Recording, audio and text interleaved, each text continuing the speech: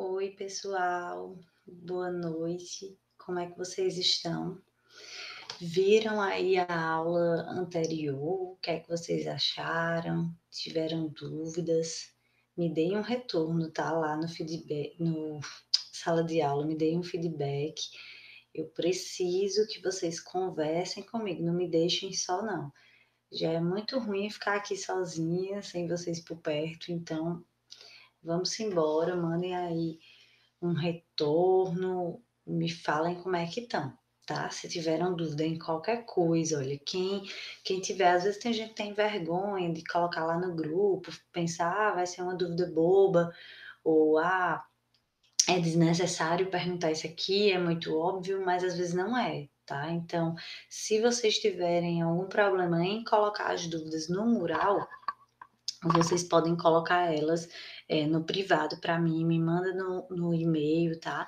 Não tem problema absolutamente nenhum. Eu só não quero que a gente fique distante, né? A gente já está começando um semestre em que eu não tive nenhuma aula com vocês, né? Presencial, então me ajudem aí a gente se aproximar um pouco, se conhecer melhor, até para quando eu for fazer avaliações, fica meio complicado, né? Avaliar uma turma sem estar tendo esse contato, tá certo? Então, não deixem de falar. Na dúvida, mas vai ficar, eu vou ficar parecendo bobo, não vai, tá? Prefiro que vocês falem, nem que sejam aí no privado, mas me mandem. Algumas pessoas mandaram retorno, disseram que gostaram da aula, mas não foi tanta gente assim que comentou, então eu quero que vocês comentem. Não esqueçam de comentar no Google Meet. Me fala se estão gostando, me fala se tiveram dúvida, me fala se tá rápido, se não tá, se tá muito repetitivo, tá certo? Então,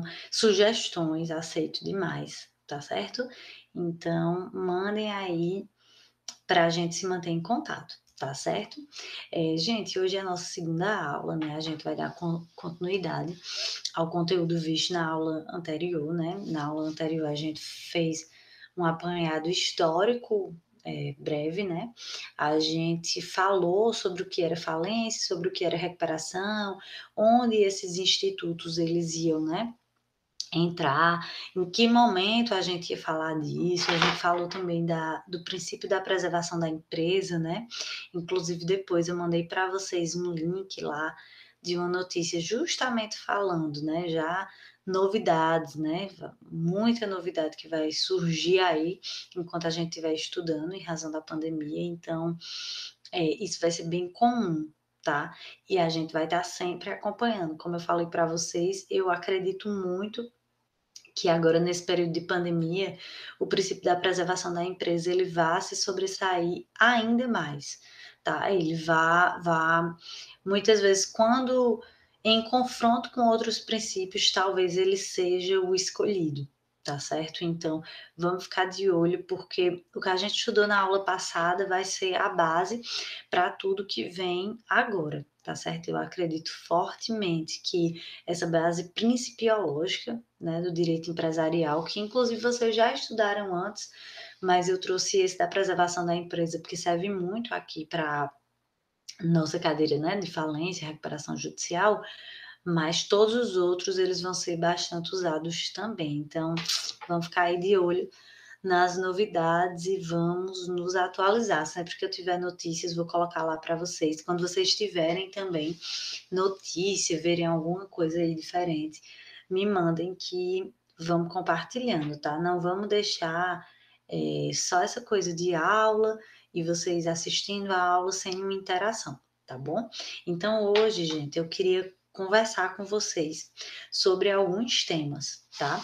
A gente vai basicamente seguir aquela lei lá, né, de falências que a gente já começou a ver, a lei 11.101, tá? Quem não tiver aí com ela, abre, tá? 2005, a lei que trata da recuperação judicial, extrajudicial e falência, né? E aí hoje eu quero conversar com vocês sobre os sujeitos, tanto ativos quanto passivos. Como assim, professora? Eu quero saber de vocês, quero ver com vocês o quê? Quem é que pode? Quem é que está sujeito, né, à lei de falência e recuperação judicial? Quem é que vai vai ter o direito de requerer a falência de alguém ou a recuperação judicial de alguém? Será que qualquer pessoa pode chegar e dizer: "Ah, tal empresa está falindo"? É assim que funciona? Qualquer empresa? E para pedir a recuperação judicial, né, que é um benefício, eu estou tentando recuperar a empresa, eu estou tentando me reerguer. E aí, qualquer pessoa pode abrir a empresa hoje e amanhã eu peço recuperação judicial? Será que é assim ou será que tem um limite? Como é que acontece? Então, basicamente, hoje a gente vai ver esses dois tópicos e, se der tempo, né, a gente vai entrar no tópico da competência, tá? Quem é o juiz competente, tá? Quem é o juiz que vai julgar um processo em que eu peço a falência de uma empresa? Quem é o juiz que vai determinar a recuperação judicial? E os outros processos? Talvez algum de vocês já tenham visto, né, que existe uma questão do juiz que a gente chama de universal. Que é isso, professora? Calma que a gente vai ver bem direitinho. Mas seria, em termos gerais, assim, quando um processo ele está tramitando em uma empresa, ela está passando por um processo de recuperação judicial, esse outro processo qualquer, ele vai tramitar, normal. Só que na hora de pagar dinheiro, ele vai vir, ó, e se juntar ao processo lá da falência da recuperação judicial, tá certo? A gente vai ver isso bem direitinho. Então, eu estou situando vocês na aula de hoje, certo? Eu queria que vocês pegassem aí o nosso artigo 1º da Lei 11.111, porque a gente já falou um pouquinho sobre ele, mas eu parto dele para iniciar a nossa aula, tá? E ele fala o seguinte: esta lei disciplina a recuperação judicial, a recuperação extrajudicial e a falência. Até aqui, ok. A gente já viu semana passada. Aí vê o que ele fala: do empresário e da sociedade empresária, doravante referidos simplesmente como devedor, tá? E aí, aqui tem um detalhe, né? Eu tô falando que se trata de quê? Empresário, a lei, né, vai abarcar empresário e sociedade empresária. Então, presta atenção, porque aquelas pessoas que não exercem atividade empresarial, elas não estarão abarcadas, certo? E aí tem cuidado, porque, por exemplo, um produtor de leite. Eu posso ter um produtor de leite que ele vende aquele leite sem caráter empresarial, ele tem uma vaquinha lá, ele vende para comprar comida, né? É aquele agricultor que está ali, tem uma plantaçãozinha, aí ele tem uma vaquinha e ele vende ali. É economia que a gente chama de economia familiar, né? Ele não tem caráter empresário. Por quê? Lembra que o artigo 966 do Código Civil, ele nos traz o conceito de empresário e ele fala o quê? Que empresário é aquele que exerce atividade econômica de forma organizada, né? E a gente tem essa ideia de obtenção de lucro, de atividade organizada. Não é simplesmente eu chegar e ter minha vaquinha, pegar o leite dela e repassar. Isso aí pode ser comércio, mas não é atividade empresária. Então, cuidado, tá? Porque quando eu falo aqui que a lei ela abrange empresário e sociedade empresária, eu estou falando daquelas pessoas que estão abrangidas lá no artigo 966 do Código Civil, tá certo? E a gente pode abrir ele lá no 966, tá? Deixa eu colocar aqui para vocês, para a gente ler junto. Ele fala o seguinte: considera-se empresário quem exerce profissionalmente, ou seja, eu tenho que ter isso como minha profissão, tá? Atividade econômica organizada. Então, cuidado, tá? Porque quando eu falo em organizada, gente, eu tô falando o quê? Que é uma atividade em que eu planejei, que eu organizei, que eu tenho a intenção de tornar ela uma atividade empresária, tá? E aí ele fala: para a produção ou circulação de bens ou de serviços. Parágrafo único. Não se considera empresário quem exerce profissão intelectual de natureza científica, literária ou artística, ainda com o concurso de auxiliares ou colaboradores, salvo se o exercício da profissão constitui elemento de empresa. Eu gosto sempre de trazer uma coisa que é bem interessante, né? Porque, assim, essa questão do senhorzinho, né, que pega lá a vaquinha dele, vende o leite, ela às vezes é mais simples de a gente visualizar. Mas tem uma situação, por exemplo, em que eu tenho, vamos supor, eu sou uma veterinária, tá? E aí eu atendo cachorrinhos lá e gatos, certo? Na minha clínica. Se eu sou veterinária, eu não sou empresária. Agora preste atenção, existem veterinários que junto da sua clínica, né, veterinária, ele coloca um pet shop. Quem aqui conhece o Esteticão? Quem aqui conhece o Mister Patas? Ali não há dúvida nenhuma que é exercida a atividade empresária. Por quê? Porque na verdade, o veterinário é a menor coisa que se faz dinheiro ali naqueles pet shops, né? Quem tem aí cachorrinho, quem tem gato, vai saber o que é que eu estou dizendo. Virou um verdadeiro comércio. Tem roupinha, tem as festas, né? Tem festa. Inclusive, alguns alunos comentaram que viram semana passada o meu cachorrinho, né? Ele é o maior aluno, viu? Só tá faltando na aula de hoje. Mas ele tá sempre nas aulas por aqui. E, voltando, quem tem cachorrinho sabe que o comércio é grande ali. E não é só a questão de ser um comércio qualquer, porque torna uma atividade de fato econômica. Por quê? Porque tem o veterinário, é aquela atividade intelectual? Mas muito mais do que isso, eu tenho a venda de produtos para pets, tá? E aí, num caso desse, a gente tem que saber separar. Por exemplo, o Esteticão, um exemplo, né? Esteticão, Mister Patas, sem propagandas. É os maiores que eu estou lembrando da cidade. Mas, vamos supor, o Esteticão, ele não vai ser enquadrado, Isabel, aqui, porque tem um veterinário lá. Não, ele vai ser enquadrado. Por quê? Porque apesar de ter essa atividade, né, intelectual, eu tenho o que também? Além disso, eu tenho uma atividade completamente empresária, em que eu organizo, né? Inclusive tem o banho, tem os produtos, tem tudo. Eu organizo de uma forma a desenvolver essa atividade econômica, tá certo? Então, cuidado com esse conceito de empresário, que eu acredito que vocês já estudaram lá em Empresarial 1, né? Mas só para a gente relembrar um pouquinho aqui, tá certo? E aqui, gente, quando eu falo em empresário e sociedade empresária, eu estou incluindo também a Eireli, tá?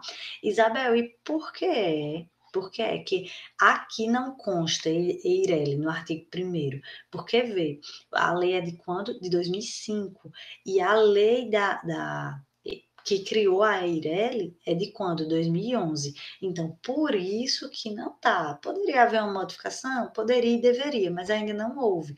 Mas se enquadra aqui também, tá certo? Então, eu posso dizer o quê? Eu posso dizer que está sujeito, né, a essa lei 11.111, quem?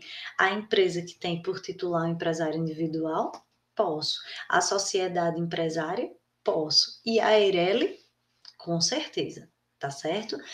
Pode também ser sujeito passivo aqui, né? Tá no polo passivo, a sociedade anônima? Pode, tá? Por quê? Porque tá tudo incluído aqui no conceito, porque quando eu falo empresário, sociedade empresária, eu estou falando em sentido amplo, tá? Eu não estou falando só no sentido estrito. E aí tem um detalhe: o trabalhador ou a sociedade rural, eles, quando registrados na junta comercial, tá? Quando registrados na junta comercial, eles também podem ser sujeito passivo aqui dessa lei. Professora, como assim? Sujeito passivo e ativo, né? Aqui estão sujeitos, né, a essa lei. Como assim, professora? Gente, os artigos 971 e 984 do Código Civil, eles falam que é possível, não é obrigatório, mas é possível que o agricultor, né, que o trabalhador rural, né, como um todo, e as sociedades rurais, elas podem se registrar, tá? Elas têm a faculdade de se registrar na junta comercial. Uma vez registradas, tá? Uma vez registradas na junta comercial, elas estão sujeitas à lei de falência, tá? Fala em recuperação judicial. E aqui tem um detalhe, tá? Porque a gente vai ver que quando eu falo de recuperação judicial propriamente dita, ou seja, é um benefício, né? Eu estou pedindo, excelência, me socorre aqui porque minha empresa está indo de mal a pior e eu preciso de uma ajuda para me reerguer, certo? Quando eu estou falando de qualquer outra sociedade, né, ou de qualquer outro empresário que não seja rural, para eu pedir a recuperação judicial, eu preciso estar constituído há pelo menos 2 anos. Ou seja, eu não posso chegar hoje, abrir uma empresa e daqui a 3 meses pedir a recuperação judicial, mesmo que eu me enquadre em todos os conceitos, não posso, tá? Porém, se for trabalhador rural, né, ou uma sociedade rural com registro, né, na junta comercial, aí sim é possível, tá? Aí sim é possível fazer esse pedido, por exemplo, me registrei hoje, me registrei hoje, amanhã eu peço a recuperação judicial. Pode. Claro que vai ser analisado, né, o plano, é pouco provável que com tão pouco tempo isso aconteça. Aconteça esse pedido de recuperação judicial, mas é possível? É, tá? Quantos e quantos estabelecimentos, gente, a gente não vê aqui em Campina, né? É muito comum. Abre, aí o negócio pega por 6 meses e quando é daqui a pouco, acabou. Não tem mais um cliente, né? Não, não pegou. A gente diz aqui que não pegou, né? Ah, o negócio não deu certo, não pegou. E aí o que é que acontece? Essas empresas, elas vão poder pedir recuperação judicial? Não. Por quê? Porque tem que ter, no mínimo, 2 anos de constituição. Agora, se for trabalhador rural ou sociedade rural, pode, tá? Da data da constituição, certo? Por quê? Porque o trabalhador rural, ele só se constitui, né, equiparando-se à empresa a partir do momento em que ele se registra, tá? Até porque é facultativo. Então, não dá para ele simplesmente querer se sem registro, sem nada, ele ir lá e pedir, tá certo? Ele precisa estar registrado, precisa estar devidamente constituído, tá certo? Cadê? Sim, isso é um detalhe, porque no 971 ele fala em registro público de empresas mercantis, mas isso aqui é o registro na junta comercial, tá certo?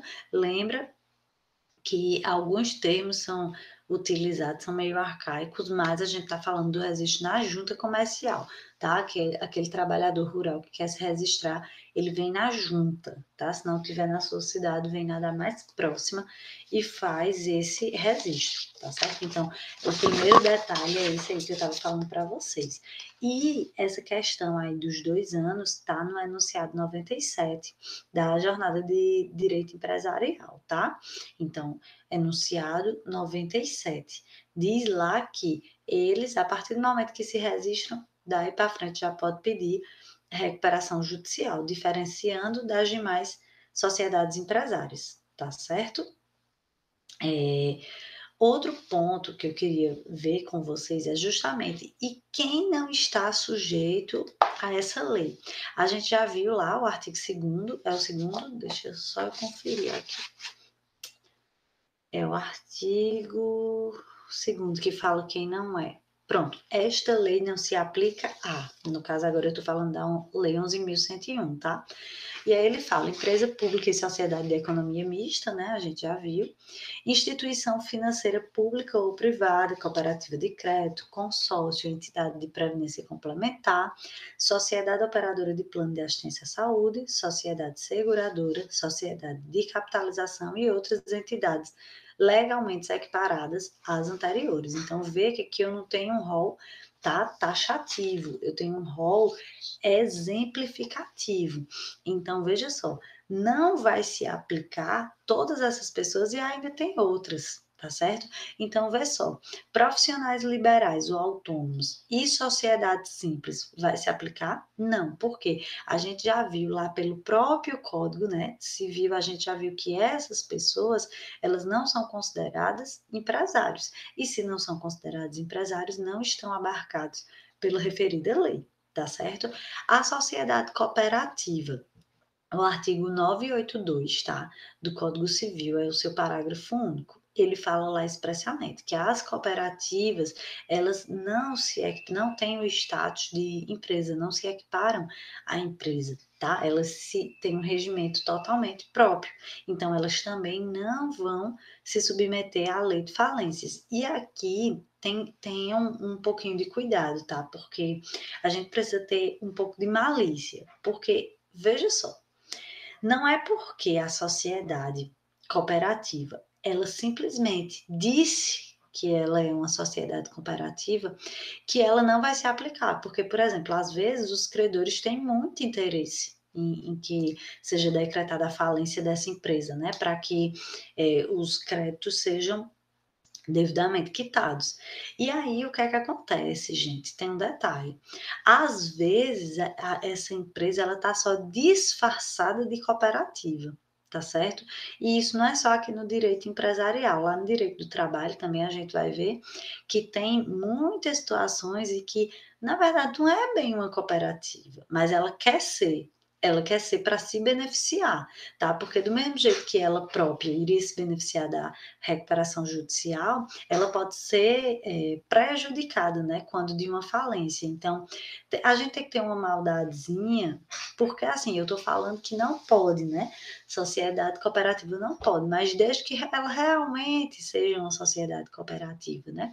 Desde que de fato ela seja o que está lá no papel, né? Porque se, por exemplo, eu consigo provar que, na verdade, ela de cooperativa não tem nada, eu posso requerer a falência dela, tá certo? A falência ou ela requerer a sua recuperação judicial, tá bom? Trabalhador ou sociedade rural não registrados na junta comercial. Claro, eu falei que quem ia estar? Os que estiverem registrados daquela data para frente. Se não há registro, acabou. Não é empresário, tá? Só se equipara a empresário do momento do registro. Então, eles também estão excluídos. Advogados, eu advogada, vocês futuros advogados, tá? O que é que acontece? Eu posso pedir minha falência, eita, professor, ou minha recuperação judicial, né? Professora, olha, eu tinha um escritório, mas o negócio agora na pandemia ficou feio, viu? E meu escritório, professora, era uma empresa sim. Eu tinha o registro, tinha tudo. Era uma empresa, eu tenho certeza que aquilo era uma empresa. Fazia girar dinheiro, era organizado. Mas olha só, artigo 16, gente, do Estatuto da OAB. Quem aí já tiver começando a pensar, né, na OAB, já tem que começar a estudar aí o Estatuto, o Código de Ética. Então, para a prova, né? Então, vocês vão lá, artigo 16, tá? Do Estatuto da OAB fala. Prevê a Lei 8.906, tá? Que eu estou me referindo, esse estatuto. Prevê que o advogado, no exercício de sua função, não pode adotar a forma mercantil. Está expresso, inclusive, a impossibilidade dele se registrar em junta comercial. Então, cuidado, tá? Porque advogados e sociedades de advogados, elas se registram na OAB e não na junta comercial. Então, não são, tá? O próprio Estatuto da Ordem, ele prevê que eles não são empresários, não são equiparados. Então, também e, consequentemente, não se submetem. Minha gente, advogado sofre, viu? Não pode aí pedir uma recuperação judicial, não. Na pandemia, é osso. E a gente querendo que volte às audiências presenciais, principalmente as trabalhistas, né? Que são mais complexas. E aí quase não estão marcando audiência de instrução e o pessoal dizendo que, porque a gente está querendo quebrar a pandemia, ou quebrar a pandemia, querendo quebrar a quarentena. Mas não é, porque para os advogados o negócio tá feio, viu? Tá feio mesmo, para quem vive de audiência e tudo, porque tá tudo bem parado, né? Um processinho ou outro tá movimentando, mas a situação realmente tá lenta. Então, seria muito bom se retornassem as audiências presenciais, já que não podemos o quê? Pedir recuperação judicial, não podemos pedir um socorro aí ao próprio judiciário, ele não nos favorece nesse sentido, tá certo? Mas também a gente não entra em falência. tá certo? Vamos embora. E sociedades em conta de participação, salvo quando se tratar de sócio ostensivo, tá? Quanto ao sócio ostensivo. Então, nesse caso também, em regra, em conta de participação, não vai se submeter à Lei 11.101, tá certo? E aí, agora eu vou separar com vocês as duas coisas. Quem são os legitimados à recuperação judicial e quem são os legitimados à falência, tá? Professora, tem muita diferença entre um e outro? Tem. Mas a gente vai ver durante todo o nosso curso muitas diferenças. Aqui eu estou falando só dos sujeitos, tá certo? E a primeira. Só antes de entrar nesse ponto, deixa eu voltar aqui com vocês. Por quê? Se eu falei essas pessoas aqui, né? Quem se submete, a gente sabe, vai submeter à lei 11.101, né? E, professor, e esses aqui que você falou que não se submetem, como é que fica a situação deles? Eles, gente, vão ser submetidos à insolvência civil, tá? Que tá lá pré-lecionada no Código Civil. Então, é outro rito, é outra história. Por exemplo, o advogado ele pode ser acusado de insolvência civil. Eu posso dizer, olha, esse advogado aí tá dando a calote em todo mundo, não paga nada. Tá devendo mais do que tudo nesse mundo. Se vender ele a casa, o carro não paga metade das dívidas. O que é que faz? É possível reclamar judicialmente? Até mas aí é por meio da insolvência civil, tá? Então, todo mundo que não está abarcado aqui no nosso conteúdo vai para lá, ó, insolvência civil, que aí vocês vão ou já estudaram ou vão estudar lá em direito civil, não sei qual, porque são muitos, né? São quantos hoje em dia? São 10? É muita coisa. Então, vocês vão estudar lá no direito civil. Aqui nós estamos tratando da submissão à Lei 11.101 e ao procedimento dela, tá certo? Sim, aí voltando a essa questão dos legitimados à recuperação judicial, tem um detalhe bem interessante, porque é o seguinte: o que eu falei lá para vocês, lembra que quando se trata de trabalhador, sociedade rural, da data que eles se registram nas juntas para frente, eles já podem, né, pedir aí a sua recuperação ou alguém pedir a falência deles. Aqui, quando eu estou falando de recuperação judicial, tá? Salvo lá esse rural, tá? Salvo eles, é preciso haver um registro de no mínimo 2 anos, tá? Então, cuidado, porque assim, se eu preciso que seja feito de 2 anos para frente, isso é por quê? Para não acontecer também, gente, sabe que eu já estou vendo que minha empresa tá caindo das pernas, certo? Aí eu não tenho registro, eu exerço uma atividade empresária, mas eu tô lá só me beneficiando de não ter o registro dessa atividade empresária, certo? Tô lá só me beneficiando, dando uma de doido, de João sem braço, literalmente, né? Sem pagar os impostos que eram devidos, sem pagar a contribuição previdenciária, só lá, devagarzinho, né? E aí, o que é que acontece? Aí, do nada, eu vejo, olha só, eu vejo, eita, minha empresa aqui não está indo muito bem, não. Eu vou registrar ela e vou pedir a recuperação judicial. Não, não vai, não. Você vai registrar e aí você vai esperar 2 anos. Isso é justamente para acontecer isso, para se evitar que seja feito um registro já com essa finalidade de pedir a recuperação, tá? Então, o que é que eu faço? Ó, peraí, primeiro tu se registra. Então, professora, quem não é registrado pode pedir recuperação judicial? Não. O primeiro ponto é esse. Eu preciso ser registrado, né? Eu preciso ser empresário, sociedade empresária, como a gente já viu.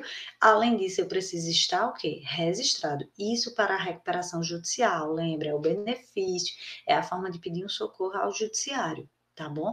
E aí, se eu não for registrado, eu não tenho como fazer. Professor, e uma vez registrado, quanto tempo eu tenho que esperar? Quanto tempo depois eu posso pedir a minha recuperação judicial? 2 anos, tá certo? Salvo quem? Salvo o rural, tá certo? Então, aqui a gente tem que pensar o quê? Né? Nessa ideia de você vai ser beneficiado, mas desde que você faça tudo certinho, né. Então, uma coisa interessante é o seguinte, então, quem é o maior interessado em uma recuperação judicial? Quem é aquele que, em regra, vai pedir a recuperação judicial? São os meus credores que vão pedir a minha recuperação judicial? Lembra que a gente conversou na aula passada, né, não é o credor na recuperação judicial, a intenção não é fazer efetivamente o pagamento dos credores. Isso aí está lá mais para falência, né? Aqui na recuperação judicial, o que se busca é: ei, empresa, se segura aí. Tu não quebra agora, não. A gente precisa de você. Lembra que a empresa ela é necessária para a nossa economia, ela é necessária para a movimentação, né, de recursos e de produtos, né? Então, é de extrema necessidade que na recuperação judicial eu olhe para quem? Para o próprio devedor. É ele, gente. É ele o legitimado mor. É ele que vai levantar a mãozinha e vai dizer: socorro, eu preciso de ajuda. Não são os credores. Então, ele próprio vai pedir a recuperação judicial dele. E quem é o réu, professora, nessa ação? Nesse pedido aí de recuperação judicial, existe um réu? Não, não existe. É ele, não é contra ele, é ele em favor dele próprio, tá? E sem nenhum legitimado aí no polo passivo, é ele próprio que vai pedir esse socorro, tá certo? Então, o legitimado mor aqui é, em regra, o próprio devedor. Tá certo? Professora, mas é possível que mais alguém peça essa recuperação judicial, que mais alguém se manifeste, né, para requerer essa recuperação judicial? É. Por exemplo, o inventariante faleceu, né? O dono da empresa. E aí, o inventariante pode pedir essa recuperação judicial? Pode. Lembra, gente, que quando eu falo em recuperação judicial, eu estou falando da recuperação da empresa. Então, se sai ali, por exemplo, o empresário em si, se sai o sócio, a empresa ela pode continuar. Então, é possível que o inventariante ele solicite essa recuperação. Perfeito.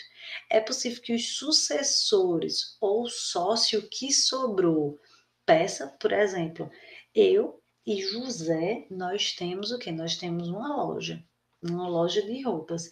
Aí José faleceu, certo? Aí eu, Isabel, estou presa, eu não posso pedir recuperação judicial? É claro que eu posso, tá? E se era José sozinho nessa empresa? Se ele era o único proprietário lá, aí eu sou a filha dele, eu não posso pedir a recuperação porque ele morreu, eu posso, porque lembra que nós diferenciamos a pessoa do empresário da empresa como um todo, tá? Se eu tiro essa pessoa, é possível que a empresa se mantenha. Vamos pensar em uma loja aqui antiga em Campina, que tem um nome assim que quase todo mundo em Campina conhece. Deixa eu pensar. Pronto, a Rutra. Né? A Rutra é muito antiga, eu acho que quase todo mundo por aqui, se não comprou, conhece, né? Sabe da existência.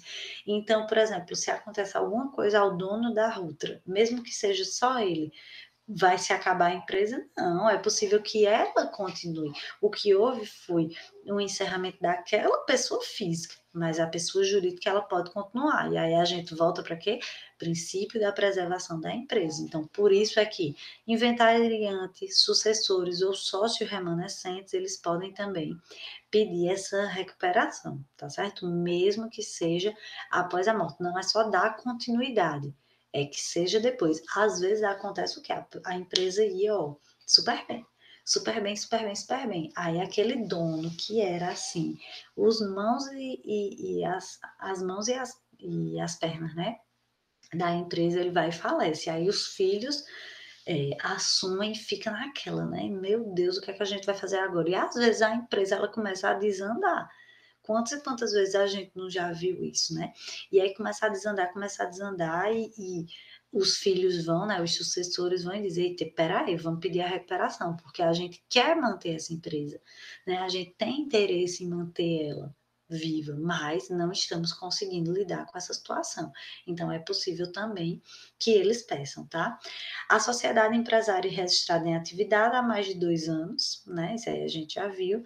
O empresário ou sociedade empresária cuja falência foi requerida no prazo de defesa do processo falimentar. A gente vai ver que quando tem um processo falimentar, tá?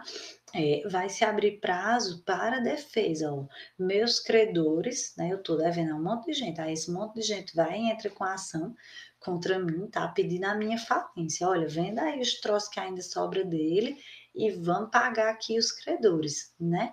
E aí eu posso, na minha defesa, dizer, excelência, não me deixa falir, não, me dá uma segunda chance, deixa eu me recuperar. Então, é possível ser feito nesse momento, tá certo? Deixa eu ver aqui quem mais a gente trouxe. E outra coisa também, gente, aqui, quando eu estou falando da recuperação judicial, quando a gente for falar lá de falências, a gente vai ver que quando eu descumpro o meu plano, né, de recuperação judicial, o administrador, né, ele pode vir a pedir a minha falência. Então, aqui, cuidado. Na recuperação judicial, basicamente, são essas pessoas, mas uma vez que eu não cumpro o meu plano de recuperação judicial, porque a gente vai ver aqui ainda vocês, a recuperação judicial basicamente é um processo em que eu, né, devedor, eu vou lá e digo, olha, excelência, está aqui, minha demonstração. Eu continuar com esse monte de execução aí contra mim, vai chegar uma pagar. Então, para aí, vamos fazer um plano, olha, eu vou forma e vou voltar ao mercado. Tá? Vou voltar, todo mundo, eu não quero deixar de pagar, eu só quero um prazo, eu quero tentar. Então, nesse caso, essas pessoas, elas podem fazer, tá certo? Mas aí, homologou a minha recuperação judicial, não, pronto. Você vai fazer assim, passa 180 dias, a gente vai ver tudo isso bem direitinho mais à frente. Passa-se com todas as execuções suspensas, eu não tenho que pagar processo novo nenhum, tá certo? Os processos que estão em trâmite, que começou a execução, vai pensar até que eu me recupere. Esse prazo, inclusive, ele pode ser prorrogado, tá? Então, até que eu respire, não preciso pagar. Porém, uma vez que eu não tenha cumprido, tá? Uma vez que eu não tenha cumprido o plano que eu sugeri junto com os credores e a gente analisou, aí o administrador judicial, ele pode fazer o quê? Requerer de imediato a minha falência, tá certo? Então, de recuperação judicial foi isso que a gente viu, tá? Mas de legitimidade, tá, da falência, a gente já vai ver que o primeiro é isso, é o ganchozinho da recuperação para a falência. Então, não cumpriu, pediu recuperação, estava tudo certinho, mas não cumpriu, o que é que acontece? Vai solicitar a falência dele. O primeiro legitimado que a gente fala é justamente esse administrador, tá certo? Que ele tem esse direito de fazer. O segundo seria o próprio devedor. Por exemplo, eu estou lá devendo a um monte de gente, eu estou vendo que não vai dar, aí eu vou e peço minha própria falência. Isso é pouquíssimo comum, porque assim, não existe benefício nenhum, né, em eu pedir a falência. A falência é o quê? A falência é diferente da recuperação judicial, que eu estou tentando respirar, né, na recuperação, na falência, perdão, eu estou apenas tentando dizer, ó, vamos fazer assim, vamos vender aqui os bens, vamos pagar todo mundo e eu não quero mais nada. É possível? É. Os artigos 105 a 107 da Lei 11.101, tá? Ele traz essa possibilidade que a gente chama de autofalência. Porém, é muito, muito improvável que isso aconteça, até porque não existe nenhuma penalidade se o empresário não o fizer, se ele não soltar a falência dele. Então, assim, é pouquíssimo provável que isso venha a acontecer, mas existe previsão? Existe. Cuidado aí em prova de OAB, viu? Cai muito questãozinha assim. Ah, porque é possível, é obrigado a pedir a falência, o devedor, né? Quando vê que ele está preenchendo os requisitos, ele é obrigado a pedir a falência? Não, ele não é obrigado, mas a gente sabe que ele deveria fazer, mas existe penalidade? Não. Então, se não existe penalidade, acabou, né? Ele faz se ele quiser, quando ele quiser, e normalmente não faz. Na prática, normalmente não faz, tá certo? Quem mais tem legitimidade ativa, gente? Agora falando, né? Estamos na falência. Quem mais tem legitimidade ativa? O cotista do devedor, tá? Então, eu tenho cotas ou o acionista, né? Eu tenho ações naquela empresa e eu tenho interesse de ver meu crédito quitado, né? Eu estou vendo ali a empresa vai quebrar e antes que ela quebre completamente, eu quero garantir o meu dinheiro. Então, o que eu faço? Eu posso pedir a falência, pedir que seja decretada a falência. Tá certo? Quem mais? O inventariante pode pedir? Pode. Se eu, como empresário, né, eu posso pedir a minha própria falência, o inventariante também pode. O cônjuge e os herdeiros, pode, pode. E aqui o principal, gente, qualquer credor.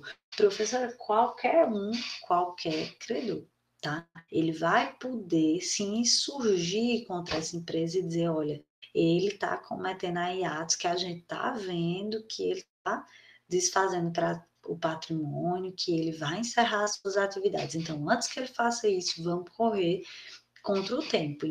Qualquer credor, tá? Ele, na verdade, é o grande legitimado. Enquanto na recuperação judicial, o grande legitimado é o próprio devedor, né? Porque o interesse é dele, de dizer, olha, eu preciso de ajuda. Aqui o interesse é dos credores na falência, né? O interesse é dos credores, porque a intenção dos credores é o quê? Ver o seu crédito sanado. Então, quitou, acabou. E aí eles fazem isso para quê? Para garantir que seja quitado esse crédito, tá certo? Então, seria o grande legitimado, como a gente diz aqui, tá certo? Outro detalhe também. Quando a gente fala de fazenda pública, a fazenda pública ela sempre vai ter interesse, tá, em processos de falência. Por quê? Porque ela tem os créditos dela para receber, vai ter imposto, vai ter contribuição previdenciária, né? Ela sempre vai ter. Mas o entendimento majoritário é que ela não pode pedir a falência, porque vê só como é contraditório. A fazenda pública, ela é o quê? Ela está ali como a própria personificação do Estado, reservar a empresa. Por quê? Porque eu não quero desempenhar atividade econômica, né? Eu, Estado, não quero estar desempenhando atividade econômica. Então, se eu tenho que passar, né, ter essa, essa obrigação, como é que eu, Fazenda Pública, vou pedir a falência de uma determinada empresa? Então, não, a Fazenda Pública, ela tem interesse, técitos, né, devidamente quitados também, no processo de falência, vai, mas ela não pode pedir essa falência, tá certo? E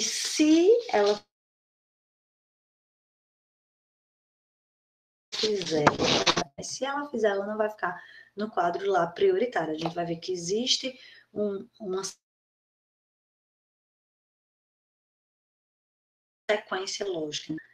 Quem recebe ou quem não recebe primeiro, tá certo? Esses, então, a fazenda pública aí, em regra, não é para pedir, tá certo? E o administrador judicial, né, que eu já tinha falado para vocês, exatamente nesse caso de teve a regra embora para falência. Então, é um termo muito comum que a gente usa, que é convolar, tá? A gente fala, a recuperação judicial se convolou em uma falência. O que é isso? Ela foi deferida estava tudo certo. Ela não cumpriu com o seu plano, então vai para a falência, tá certo?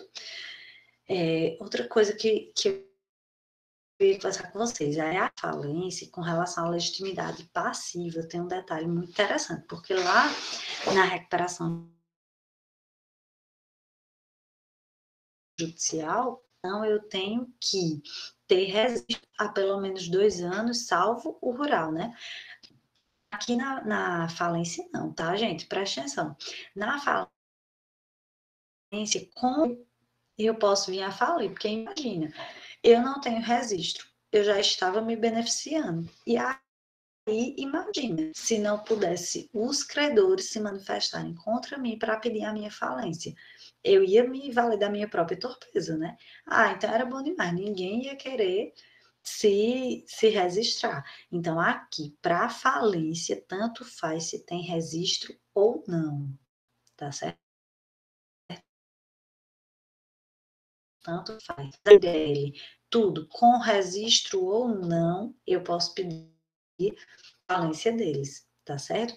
O espólio do devedor empresário, até 1 ano após a morte, pode pedir a falência? Pode. Sociedade anônima, não liquidado ativo e sociedade de responsabilidade ilimitada, tá? Inclusive, o que deixa a sociedade até 2 anos antes. Então, cuidado com esses detalhes, tá certo? E aí, por falar em sócio, a gente vai entrar num outro detalhe. Professor, me diga uma coisa: quando é decretada a falência de uma determinada empresa, eu estou falando da pessoa física, né?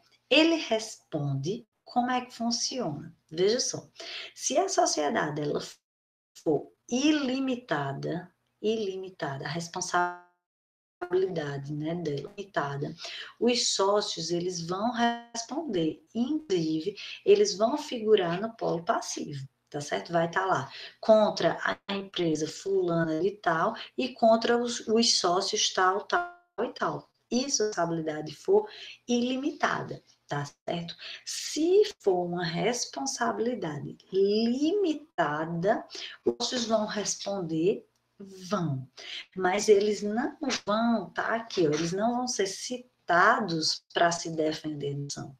O que pode acontecer, tá certo? De acordo com o artigo 82, o que pode acontecer é existir uma ação de responsabilização em face deles. Mas lembra, que a responsabilidade ela é limitada, aqui também na falência ela também vai ser limitada, tá? O que eu posso é o quê? Uma ação de responsabilização.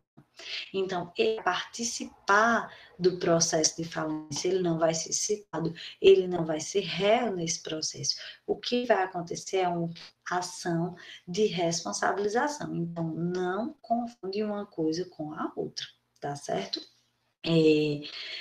Atinge os administradores, né, sociedade, essa decretação de falência, tá? E tem um detalhe, ela vai ter o quê? Um rito ordinário, certo? Então, tem o rito ordinário que prescreve em 2 anos após a sentença do encerramento, tá certo? Então, preste atenção, essa ação de responsabilização, certo?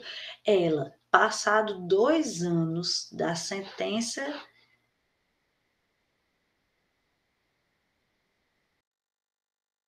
encerrou 2 anos para entrar com a ação de responsabilização dos sócios, tá certo? Ela vai ter ritual, mas ela vai ser o quê? Um processo separado. Já na ilimitada, ela vai ser o quê? Vai ser o mesmo processo. Vai ser réu, né? O sócio ele vai ser réu mesmo daquela ação principal de falência, tá certo?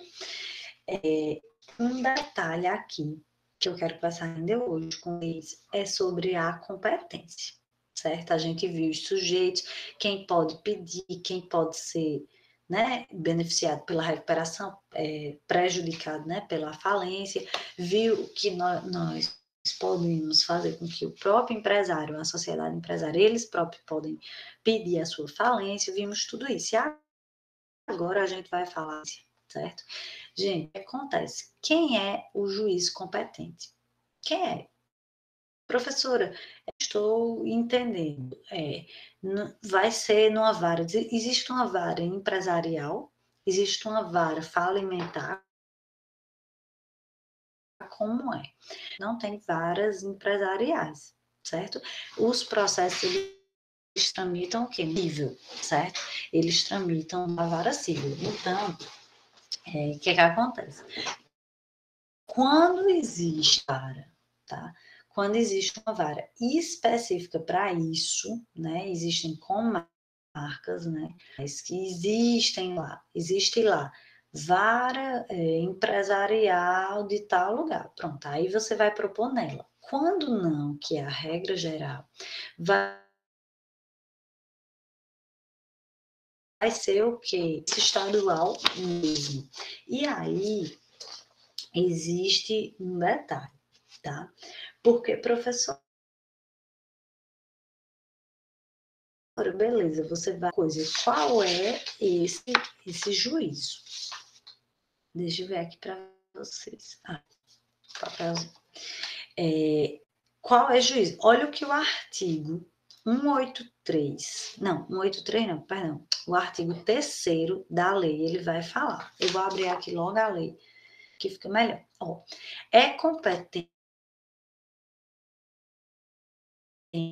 para o mal deferir a recuperação judicial ou decretar a falência, olha agora, o juízo do local do principal estabelecimento do devedor ou da filial de empresa que tenha sede fora do Brasil. Então, gente, cuidado, tá? Porque olha como é aberto esse conceito. Vai ser competente o juízo do local do principal estabelecimento. Então, vê só. Quando a gente já viu o que é o cível, né? Mas vê só, quando eu estou falando de uma empresa que tem só uma sede, tá tudo certo, né? Tem só uma sede e acabou. Então, vai ser no juízo civil daquela comarca. Por exemplo, eu abri uma loja de roupa e só tem aqui em Campina Grande uma loja mesmo e pronto. Então, se alguém vai requerer a minha falência ou se eu vou requerer a minha recuperação judicial, eu vou fazer onde? No juízo civil da comarca de Campina Grande. Agora, vê só, se eu tenho se eu tenho várias empresas no país, né, distribuídas aí no país ou até fora do Brasil. E aí, o que é principal local? Aí fica a dúvida, né? Porque, olha, a doutrina e a jurisprudência, ela diverge muito. Diverge muito. Por exemplo, eu trouxe aqui alguns conceitos para vocês. José Pereira Andrade, ele fala que o principal estabelecimento é a sede contratual ou estatutária. Fábio Coelho, ele fala que é a que tem maior importância econômica. Oswaldo Barreto Filho fala em maior concentração patrimonial. Gleidson Mamed fala que deve ser analisado caso a caso. Marlon Tomazetti, ele fala em maior movimentação econômica. Requião, e aqui principalmente o STJ, tá? Jurisprudência aqui e doutrina majoritárias. Fala que é o quê? Local onde se situa a administração da empresa. Então, preste atenção, tá? Quando eu tenho, quando eu falo em principal local, né, aqui no nosso artigo 3º da lei, para o STJ, jurisprudência aí majoritária, tá? Entendimento já, digamos assim, consolidado, seria onde se situa a administração da empresa. Professora, isso aí é unânime? Não é. Como eu mostrei para vocês aqui, conceito de vários doutrinadores, cada um diz uma coisa, mas para a nossa vida prática, em regra, tá? Vai ser onde está a administração, salvo algum caso, assim, excepcional, que aí vocês podem, inclusive, dar uma pesquisada de empresas aí que vocês viram que pediram recuperação judicial, foi decretada a sua falência, onde foi, só para ter uma curiosidade, entendeu? Então, em regra, é isso, é onde está a administração. Professora, certo. Ficou claro aí para vocês? Beleza. Agora, vê só. Existe um ponto aí também. A gente sabe que existem os crimes, que a gente ainda não chegou lá, mas vai chegar, os crimes falimentares, tá? E aí, gente, quando eu falo de crime falimentar, eu estou falando de juízo criminal. Sim, professor, e aí como é? Olha o que o artigo 183 da lei vai falar, tá? Compete ao juiz criminal da jurisdição onde tenha sido decretada a falência, concedida a recuperação judicial ou homologado o plano de recuperação extrajudicial, conhecer da ação penal pelos crimes previstos nessa lei. Então, preste atenção. E onde vai haver a falência, onde vai haver a recuperação, seja ela judicial ou extrajudicial, se no curso do processo foi identificado que houve algum crime, tá? Algum crime dessa natureza, onde é que vai ser processado? Na mesma comarca. O difícil não é saber o juiz criminal, porque, por exemplo, se a falência, né, o processo de falência, ele correu em Campina Grande, vai ser em Campina Grande. Se correu no Rio de Janeiro, vai ser no Rio de Janeiro, certo? Agora, o difícil é determinar essa questão aí do primeiro estabelecimento. Do primeiro, não, só quero dizer primeiro, do principal estabelecimento, porque é um conceito realmente muito amplo, né? Mas uma vez determinada qual é o principal, uma vez tramitado esse processo, dele pode se desenvolver um processo criminal, tá certo? Então é possível. Primeiro que o cível, lá no cível foi identificado esse processo criminal, pode sim, tá? Virar ir para o juiz criminal, mas aí o criminal, a competência, né, do criminal vai seguir o quê? A do cível, tá certo? Outro detalhe importante que eu falei com vocês, a União, né, a Fazenda Pública, ela vai ser o quê? Sempre ela vai ser ela vai ter interesse, sempre, porque, como eu falei, né, tem contribuição previdenciária que deixa de pagar, tem imposto, tem tudo. Então, mesmo ela participando lá, ó, ela estando lá de olho, ela sendo interessada, mesmo assim, vai tramitar na justiça estadual o processo, ou seja, aqui em Campina iria ser em uma das varas cíveis, entendeu? Uma das varas cíveis. É muito interessante, gente, quando cria uma vara de empresa, porque assim, um processo desse tem um detalhe que a gente vai ver provavelmente na próxima aula, que é o seguinte, quando eu tenho um processo tramitando de recuperação judicial, essa recuperação ela é deferida, ou no caso de falência, a gente vai ver que ela puxa vários processos para essa mesma competência. E aí a gente vai ver que isso complica, porque imagina numa vara civil, né? A gente às vezes fala assim, porque as varas civis são muito lentas, mas é porque a gente tem que ver também que a quantidade de pessoal é pequena, né? É pequena, infelizmente. E a gente tem que ver também que são processos de alta complexidade e que muitas vezes apenso aquele processo vai ter aí uma infinidade de outros processos, tá certo? Então tem que ter um pouquinho de cuidado com isso, tá bom? Então, o juízo competente, sempre o estadual, tá? Do local, um resumozinho, né, para vocês. Do local onde tiver o principal estabelecimento, tá? Falência e recuperações, vai ser o quê? Vara civil em regra, vara empresarial ou de falência, quando tiver, e vara criminal, se tratando de crime, né? Crime aí nesse sentido, né, da recuperação da falência, tá? E aí, quando eu falo de falência, recuperação e crimes falimentares, eu estou falando o quê? De vara de competência geral por força da lei, tá certo? Então, gente, basicamente, na aula de hoje era isso que eu queria conversar com vocês, os sujeitos e a parte da competência. Então, quem pode pedir, quem pode ser vítima, digamos assim, né, dessa lei, quem está abarcado por essa lei, vítima quando for falência, né, mas quando for recuperação pode ser beneficiado, e queria conversar com vocês essa questão da competência, tá certo? E espero que tenha ficado claro. Qualquer dúvida, mandem lá, tá? É um conteúdozinho que ele tem algumas aulas, como a de hoje, que ela já é mais densazinha, mas confia em mim.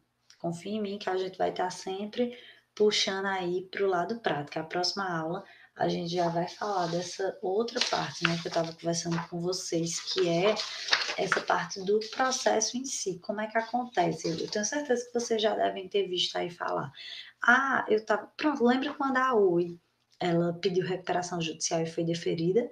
Aí um monte de gente que tinha ação contra a Oi, o processo ele tramitava, mas quando chegava na fase de pagar, de receber o dinheiro, não se desenvolvia, né? O processo ele ficava parado esperando a recuperação judicial. Pronto. Próxima aula a gente vai partir daí. Por que isso acontece? O que é que determina isso? É toda a ação que fica parada, toda execução fica parada e as trabalhistas, né? Porque a gente sabe que a trabalhista sempre tem prioridade. Ela vai ter prioridade, ela vai ficar parada, ela executa de todo jeito, mesmo com a recuperação. Vamos ver tudo isso, tá certo?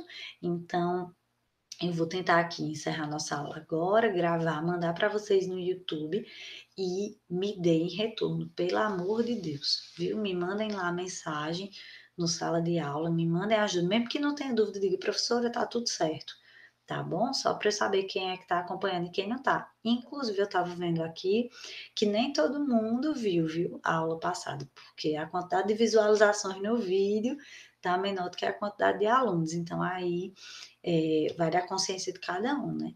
Porque é com vocês, certo? Aqui é 50% eu, 50% vocês. Temos que ir juntos, tá certo? Então fala aí com os colegas, estimula, coloca aí no grupo e me manda os comentários, tá certo?